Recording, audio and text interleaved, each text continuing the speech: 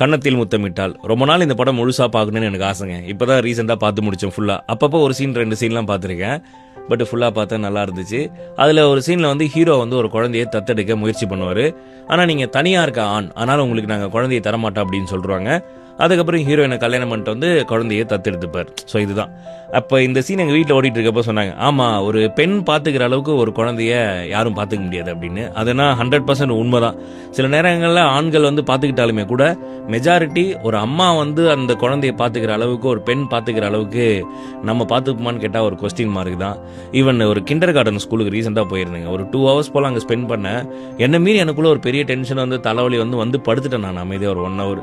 ஆனால் அங்கேயே ஒர்க் பண்ணுறாங்க, லேடிஸ் டீச்சர்ஸ் தான் ஒர்க் பண்ணுறாங்க.